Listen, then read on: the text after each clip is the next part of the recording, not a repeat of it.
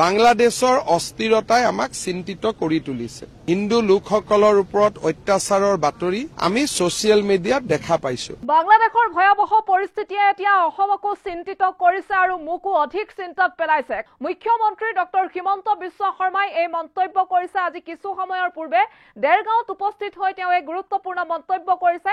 লগতে কৈছে যিটো চিন্তাই মোক খুলি খুলি খাইছে বুলি মুখ্যমন্ত্ৰীগৰাকীয়ে কৈছে। আমি কি ধৰণে পৰিৱেশৰ লগত মোকাবিলা কৰিম এই চিন্তাই মোক যথেষ্ট আমনি কৰি আছে।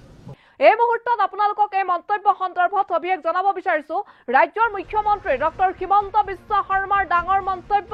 বাংলাদেশৰ ঘটনা অসমৰ বাবেও চিন্তাৰ কাৰক। বাংলাদেশৰ দৰে সঁচাকৈ যদি অসহিষ্ণু ব্যক্তি অসমতো আছে তেন্তে 2041 পৰা 45 ভিতৰত তেতিয়া অসমত হিন্দু সমাজ সংখ্যালঘুত পৰিণত হ'ব।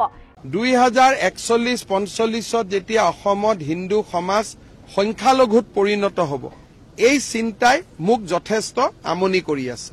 আৰু মুখ্যমন্ত্ৰী ডক্টৰ হিমন্ত বিশ্ব শৰ্মাই বাংলাদেশৰ ঘটনা সন্দৰ্ভত যে অসমত কি প্ৰভাৱ পৰাৰ সম্ভাৱনা আছে এই সন্দৰ্ভত মন্তব্য প্ৰদান কৰিছে আৰু তেওঁ বিগত সময়ছোৱাৰ ঘটনাৰ আজিসমূহক কেন্দ্ৰ কৰিও মন্তব্য কৰিছে।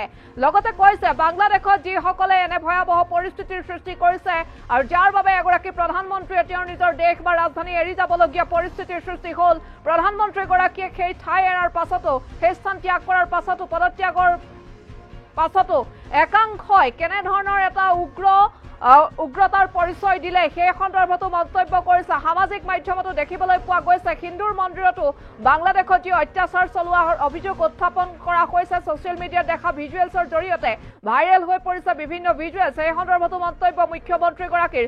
মুখ্যমন্ত্ৰীগৰাকীয়ে কৈছে অসমত যদি ভৱিষ্যতে এনেধৰণৰ লোক যদি এতিয়াও আছে তেন্তে অসমত কিন্তু ভৱিষ্যতে অসমৰ লোকসকল বা অসমীয়া এদিন সংখ্যালঘুত পৰিণত হোৱাৰ আশংকা অধিক আছে। এই চিন্তাই মোকো যথেষ্ট আমনি কৰিছে। এই মন্তব্য ৰাজ্যৰ মুখ্যমন্ত্ৰী ডক্টৰ হিমন্ত বিশ্ব শৰ্মাৰ।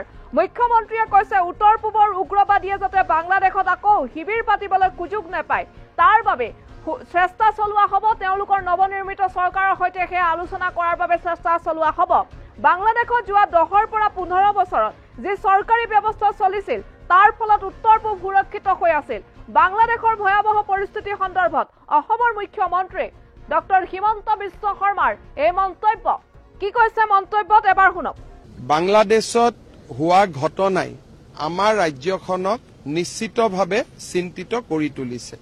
2041-45 যেতিয়া অসমত হিন্দু সমাজ সংখ্যালঘুত পৰিণত হ'ব তেতিয়া আমি কি ধৰণে পৰিৱেশৰ লগত মোকাবিলা কৰিম এই চিন্তাই মোক যথেষ্ট আমনি কৰি আছে।